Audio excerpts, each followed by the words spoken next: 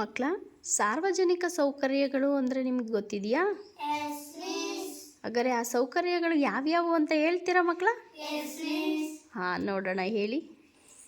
ಅಂಚೆ ಕಚೇರಿ, ರಸ್ತೆ, ಎಸ್, ಆಸ್ಪತ್ರೆ, ಶಾಲೆ, ಶುದ್ಧ ಕುಡಿಯುವ ನೀರಿನ ಘಟಕ ಮತ್ತು ಗ್ರಂಥಾಲಯ. Very good.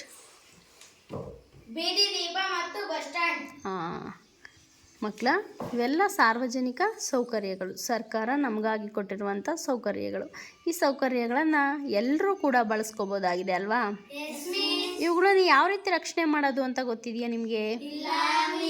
ಹಾಗಾದರೆ ಈ ಸಾರ್ವಜನಿಕ ಸೌಕರ್ಯಗಳನ್ನು ರಕ್ಷಣೆ ಹೇಗೆ ಮಾಡೋದು ಅನ್ನೋದನ್ನು ನಾನು ನಿಮಗೆ ತಿಳಿಸ್ಕೊಡ್ತೀನಿ. ಅದಾದ ನಂತರ ನೀವು ಒಬ್ಬೊಬ್ಬರಾಗಿ ಹೇಳ್ತೀರಾ? ಓಕೆ ಮಕ್ಕಳ, ಶಾಲೆ ಅನ್ನೋದು ಕೂಡ ಒಂದು ಸಾರ್ವಜನಿಕ ಸೌಕರ್ಯಗಳಲ್ಲಿ ಒಂದಲ್ವಾ?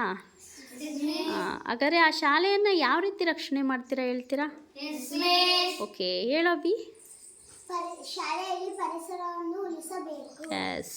ಶಾಲೆಯಲ್ಲಿ ನೀಟಾಗಿ ಓದಬೇಕು. ಹಾಂ. ಶಾಲೆಯನ್ನು ಸ್ವಚ್ಛವಾಗಿ ಇಟ್ಟುಕೊಳ್ಳಬೇಕು. ಎಸ್.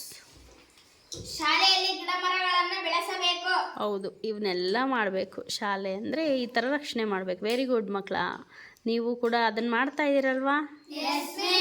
S, very good.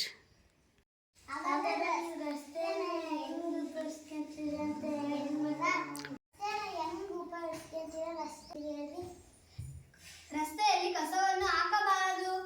ರಸ್ತೆಯಲ್ಲಿ ಕಲ್ಲು ಮುಳ್ಳನ್ನು ಹಾಕಬಾರದು. ಪುಸ್ತಕವನ್ನು ಓದಬಹುದು. ಆಸ್ಪತ್ರೆಯಲ್ಲಿ ನಮಗೆ ಏನಾದರೂ ಆದರೆ ಹೋಗಿ ತೋರಿಸಿಕೊಳ್ಳಬಹುದು.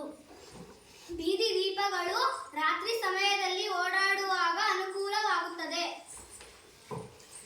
ಬಸ್ ಸ್ಟ್ಯಾಂಡ್ ಜನರಿಗೆ ನೆರಳಿನಲ್ಲಿ ಕೂತುಕೊಂಡು ಬಸ್ಗಳನ್ನು ಕಾಯಬಹುದು.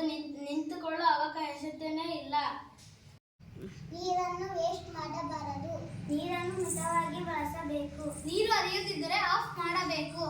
ನೀರನ್ನು ಹಿತಮಿತವಾಗಿ ಬಳಸಬೇಕು.